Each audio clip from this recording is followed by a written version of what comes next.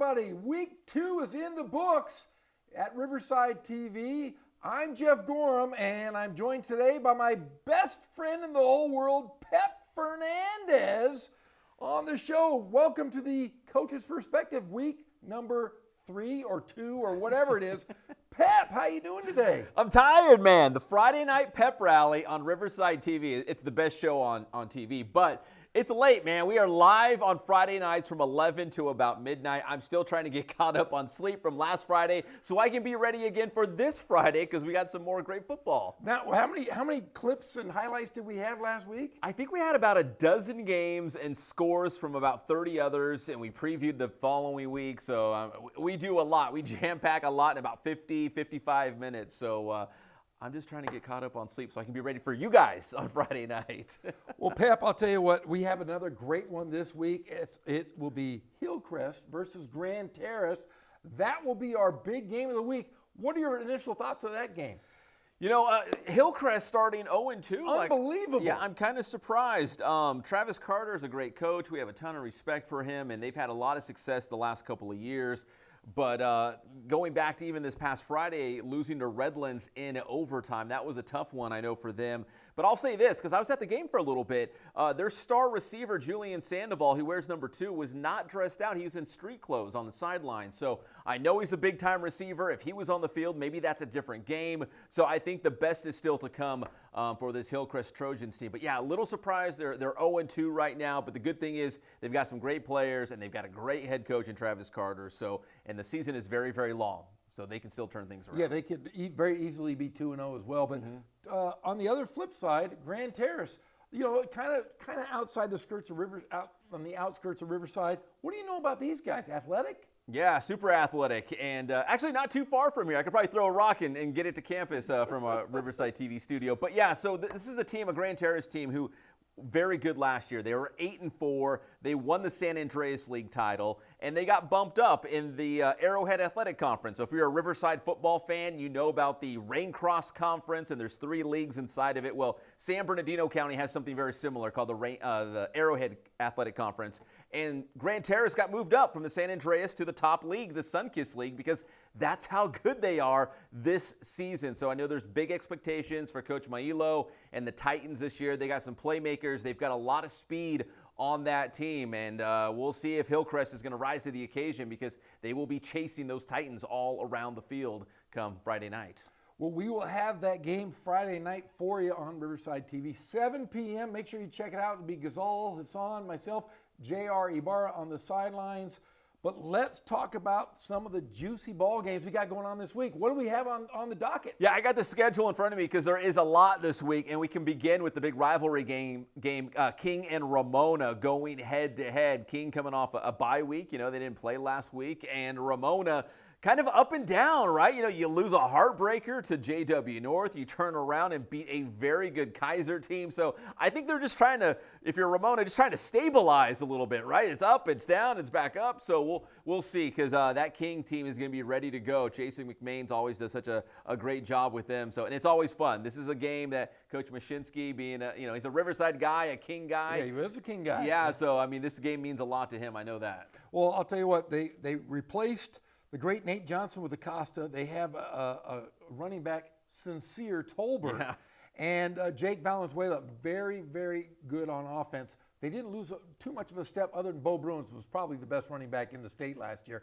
But the Rams they haven't disappeared, and they haven't let up too much. Yeah, and that's the thing, going into this season, at least in the River Valley League, everyone was talking about Norte Vista, and for good reason, right? Yes. They've got a great team. There's a lot of great players. There's big expectations for the Braves this year. But quietly, waiting in the wing, just flying under the radar, we've got the Ramona Rams. Yes, they lost a ton of seniors from last year's group, but Coach Mashinsky, even Coach Batdorf, I think, said it. He's probably the best coach in the area. Coach Mashinsky always has his guys prepared, and he's got enough talent. He's got enough guys back that they're going to be competitive. The River Valley League's going to be fun, and the Rams are going to win some ball games. And for King, you're just trying to get some momentum before you go into Big West Conference play, because every game in Big West Conference play is going to be tough. Corona is now winning some games. Yes. Our friend Bert Esposito is at Santa Santiago. So they're going to be better, right? So that Big West Conference is only going to get tougher for King. Now, looking around the last week, you had Arlington beating Poly at home. Big, huge rivalry. Poly wins one, loses one. There's some other juicy games going on just in the city, aren't there? Yeah, Arlington's going to play on the road at Lakeside down in Lake Elsinore. So, again, some of these teams. Lancers. The Lancers, you got Yes, it, Jeff. yes. Yeah, some of these teams, especially our Riverside schools, having some ups and downs early on. Again, trying to stabilize, trying to figure out what they're going to be all about this season. And Arlington, Riverside Poly beat Hillcrest. Remember in that first game of the year, we're like, wow, Poly might have a good season. They might be pretty good this year. And then they come around and Arlington got them. And I know that's kind of a rivalry game between Riverside schools, but so it's kind of for Poly up and down, Ramona up and down, Arlington up and down, just guys trying to, teams trying to figure out what they're going to be about this season. And this will be another tough test for Arlington going on the road to a Lakeside team who, we don't talk about the Lancers a whole lot, but they've quietly been pretty solid the last couple of years. So that'll be a good road test for Coach Argamosa and the guys. Yeah, Lakeside in that nook in Elsinore, right on the backside.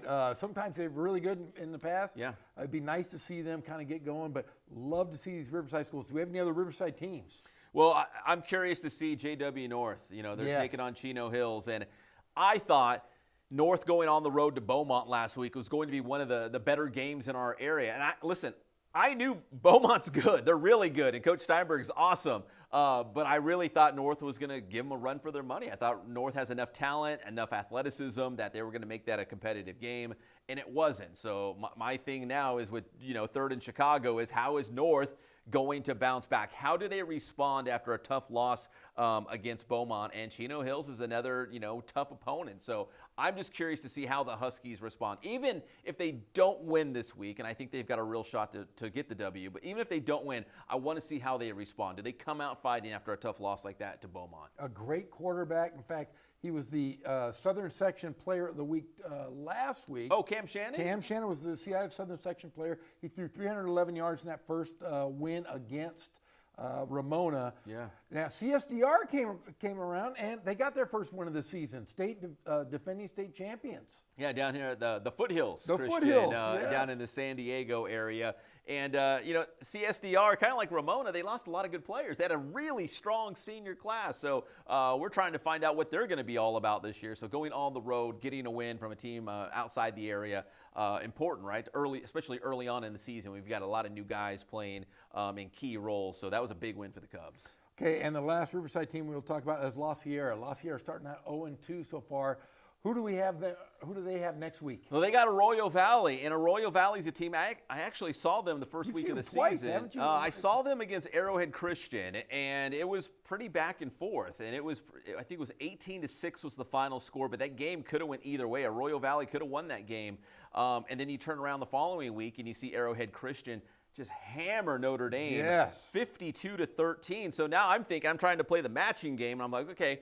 So maybe Arroyo Valley is not that bad. Like maybe they're pretty good because they hung with ACA, and then ACA beat Notre Dame. So I think Arroyo Valley might be a pretty good test for La Sierra.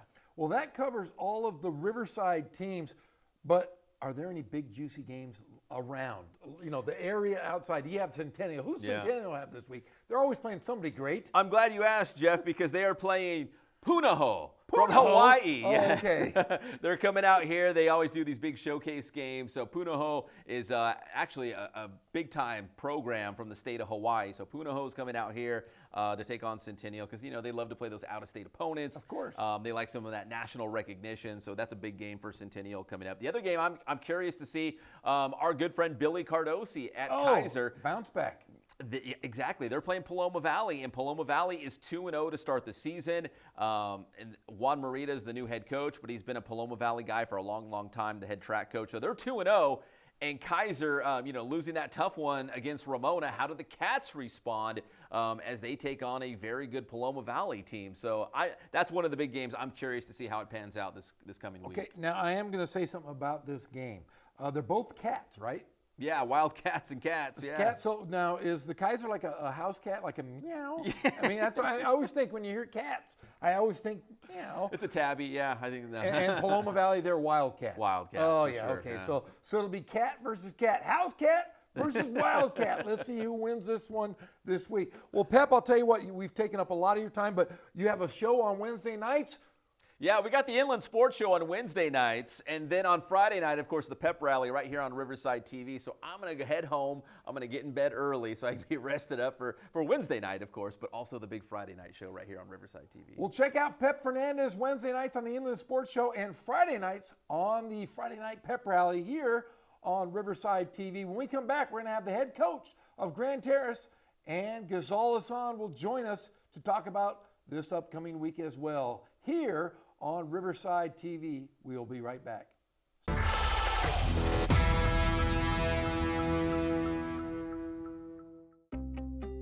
If you like architecture and history, then don't miss the Doors Open event in Riverside. Many buildings, some which aren't normally open to the public, will open their doors for a look at each one's unique history. Doors Open is free to the public, so visit DoorsOpenRiverside.com to see participating locations. And don't forget to use the hashtag DoorsOpenRiverside to tag us on social media.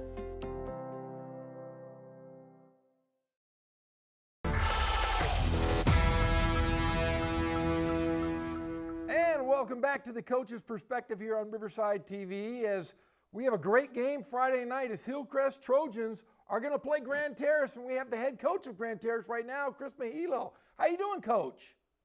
Doing well. How you doing? I'm doing great. Great to see you. Can't wait to see you guys play on Friday night on Riverside TV. But hey, tell us a little bit about Grand Terrace for those of us that don't know in the city of Riverside. We're just a little school right on the edge here off of Main Street. We're trying to build something special. Well, Coach, this is your second year at Grand Terrace. Is that correct? Yes, sir. Yes, as the head coach, yes. Now, you came over. Now, where did you come from? I had heard rumors that you were from Colton originally. I was. And you came. I was 19 years. Came over here. I started as an assistant here in 2016, I believe. And then COVID hit. I thought I retired. And then all of a sudden it was like, hey, kids start pulling at your heartstrings, and here I am again. Well, Coach, I know that you guys have started off. You guys are 1-1. You had a big win last week. What are your thoughts so far going into this Hillcrest team that's 0-2, but could be very easily 2-0 as well? Yeah, that's a very good 0-2 team over there. They're solid and everything that, from what I've seen. Little things, kind of with us. I mean, we have a long way to go. We are a young team. So, we're trying to, keep this train on the track and, keep going. As long as we see progression every week, we're happy with that until we get to league. Now, Coach, can you tell us a little bit about what you guys like to do in offense? I mean, are you guys a spread team? Are you smash mouth? What do you guys like to do? Yeah, we can run it. So if we can run it down your throat, we're going to run it down your throat. It's kind of our philosophy. Everybody else wants to throw the ball all over the field, and we're going to bleed the play clock and 3 or 4 yards in a cloud of dust. I love it. Love smash mouth football. But, Coach, tell us some of your playmakers. Who can we look forward to watching on Friday? Xavier Oliver, he's a special talent. He's only a junior. Great kid. He's every bit as good as some of the backs we've had in the past. We got another young one, Daryl McGuire. He's a sophomore. He's going to be a good one too. He's just, right now he's a little deer caught in headlights sometimes. Being out there Friday night, it's not frost off no more. Well, so that's the guys that I think help our offense go, and the big guys up front. So they're young, but we're learning. And defensively, what do you guys do on defense? We're multiple set defense. We're 4-3, 3-4, 3-5. We can slide in and out of it pretty much at all. Our goal is, hey, play good defense. You fly around and get to the football and get out the field, let the offense go to work. Well, who are some of those guys on defense that we can look forward to watching as well? You got Mike DeFalco, our Mike linebacker. He's undersized guy, but he's got a high motor. He's a little pit bull out there. He throws his body around. Jalen Knight plays corner for us. Tall, lanky, long lever guy. And Xavier Oliver, he's on defense too. He plays safety for us, outside backer. So we kind of move him around a little bit. Well, Coach, it is very nice to meet you. Looking forward to watching Grand Terrace battle it out Friday night against Hillcrest here on Riverside TV. Good luck the rest of the way. We'll see you Friday night. Thank you for taking time out of your practice. I know you're busy as can be, but thanks for joining us here on The Coach's Perspective. Thank you. All right. Thanks a lot, Coach. We will see you Friday night, and we'll be right back with more here on The Coach's Perspective here on Riverside TV.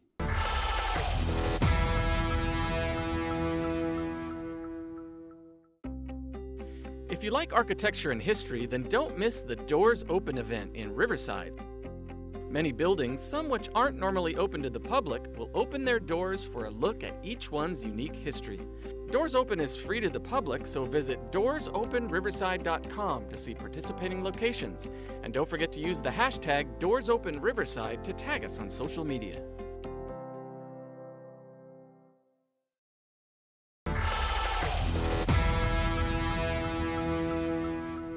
And welcome back. And our next guest is the best play-by-play man in the Northern Hemisphere. He's my partner every Friday night. He's the great Ghazal Hassan. How you doing today, Ghazal? I'm doing wonderfully, Jeff. Thank you very much. Happy end of August to you. Hope you're doing well. Hey, how much fun have we had the last 2 weeks here at Riverside TV? 4 close games. I've seen 6 teams in the city itself, but I'll tell you what, how fun has it been the first 2 weeks? Close games are always fun, especially when you have a little bit of environment. And we had really good environments the first 2 weeks. You know, Hillcrest and Hillcrest and Poly was a very good environment at King, and then Arlington and Poly. What a great environment that was! Pretty big for Arlington. They finally have their own home field, and the home fans came out on Friday night. Yeah, and talking about this Hillcrest team, this will be the third time or the second time we've seen them on Riverside TV this year. They're kind of start off a little sluggish, 0-2. They've been bit by the injury bug. Julian Sandoval is out until further notice with a broken collarbone. But who's the next man up? You know, that team could very easily be 2-0. And it's going to fall on their quarterback. You know, Christian Alvarado is going to have to shoulder the load. He's got some young wide receivers. Got the young kid McDowell, who made some big plays in the game that you and I did. And then Vency's in the backfield. They did a really good job. And the big boys up front. You know, you got Capote back there. You got Beltran up there making stuff happen. And then Robert Maldonado on defense. Muhammad Lalisi on defense. Those guys both doing a tremendous job. You know, it's definitely going to be a team effort for Hillcrest, and they're going to have to step up this week. Grand Terrace, no joke. And talking about Hillcrest for one more moment here, close games are going to have to depend on maybe that special teams. How about Go Diego Go, the great kicker they have? Diego Alba Diaz, the kicker. Now, he missed a field goal in the game we saw against Poly's. Bad luck. It doinked off the upright. But, you know, that was his first time kicking live action, live pressure, and you know, you're an old coach. It's very hard to replicate game speed. And so I think after a couple of games now, he's up to speed. But I give credit to Travis Carter, the head coach of Hillcrest. You know, they were playing Redlands, and he went for the win. It was an overtime game. They scored the touchdown and went for 2 for the win and weren't able to get it. But like I was saying, they could have easily beaten Poly. They could have easily beaten Redlands. They could be 2-0. Unfortunately, they're 0-2. Everything needs to go right for them, and they've already, you mentioned, they've already lost their top receiver. And Grand Terrace, no slouch. They're 1-1 on the season. They took care of their crosstown rival, Colton, this past week. Kind of a blowout fashion. They took a lump the first week. This could be a toss-up. Yeah, it's interesting. Chris Mailo, who is their head coach, he used to be the head coach at Colton, then had some family stuff go on, and now he is back able to coach. He had to step away from coaching for a couple of years. So, you know, in Grand Terrace, they have had some good years recently. And, you know, we've always talked about the Riverside City rivalries. Well, you know, Grand Terrace is not that far outside of the city of Riverside. I think if Riverside teams choose to play outside of the city, they're a great option for the city. I think that should be a burgeoning rivalry. I always thought Grand Terrace and North should be kind of a rivalry. Yeah, you could almost hit a golf ball from North High School over to Grand Terrace if you hit it hard enough down Chicago there. Let's talk about a couple of the other teams we've seen in Riverside. Ramona High School, losing 27 players, 18 starters from last year's team. But I'll tell you what, they are something special. They've turned it around. After you would think it would be a down year, they're starting to rise up a little bit. I think Ramona has become a program. I know they're your alma mater, and you want me to say nice things about Ramona, but this has the added advantage of being true. Ken Mashinsky has gone in there, and kind of the foundation was getting set before he got there, but he has really built on that foundation, and they have a program now where there's an expectation for them to do well every year, and new players, new students will have to step up into those roles vacated by that great team they had last year. Well, they do have a great receiver, Jake Valenzuela, who's back. Acosta has become my new favorite quarterback in the city of Riverside. Throws great off of one leg on the run. He is slippery. He makes very good decisions. And Sincere Tolbert, wow, he has come on really strong just in the last week. First week he played a little timid, but hey, you're playing behind Bo Bruins for the last couple of years. You're going to be a little nervous getting into it, but he found his groove and won that game for him last week against Kaiser. What's the line from the Pink Floyd song? The band is fantastic. I mean that most sincerely. Well, Sincere Tolbert is going to see the answer to that question. And yeah, I mean, Ken Mashinsky was a quarterback, played for Jim Walker when he was at Temple City, and he coached, Travis Carter, who was going to play this week. And so looks like he's a pretty good quarterbacks coach here, Jeff. Got to give the man credit. Your buddy Ken Batdorf gave Ken Mashinsky all the credit this weekend on the pep rally when you interviewed him. Yeah, I'll tell you what, that was a little bit of a surprise. You hear Coach Batdorf say such high praises. Normally coaches won't answer that, but he gave him such high praises, and it's really nice to hear. Yeah, well, the other thing is he made the answer so quick. The coach, well, if you have to force me to say, but no, he didn't say that. He just immediately told you it was Ken Mashinsky. But, that's Coach Batdorf. He's going to speak his mind. Yeah, well, let's bounce around a little bit here before we let you go. Notre Dame, they've taken a couple of tough losses. We're going to have them on.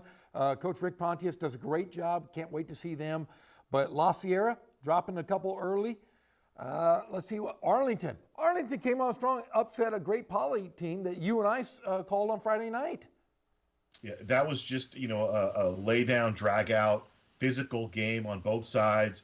Their defense played well. They forced a bunch of turnovers, and they made the big plays. Adrian Mendoza made the plays when they needed to make the plays, and they got the win. How about Broderick Burr at quarterback standing in there too to just keep it going until they had an opportunity to win that game? And obviously both teams, they kind of hang their hats on defense. So we'll see how that progresses going forward with both Arlington and with Poly. If you're Jerron Gilbert, you got to be disappointed because that's a winnable game. The Bears could easily be 2-0. That was a winnable game they left on the table, but you use it as a learning experience. You talk to the younger guys, and guys, you got to understand that week to week to week, it starts at 0-0. Just because we won last week doesn't mean that the other team cares this week. So I think Coach Gilbert will use that as a learning, as a lesson for them moving forward. And we got them in a couple of weeks in the rivalry against King. That is correct. And before we hit the last two teams, first we're going to talk a little bit about Martin Luther King. Martin Luther King has had a pretty good half against Santiago. I still think they're going to be, right up there at the very top in Riverside. They're in such a tough league, Jeff. It's such a tough league. But, Jason McMains, he's very creative on offense. They got some players back, so we'll see how that progresses. And Roosevelt, very, very good team.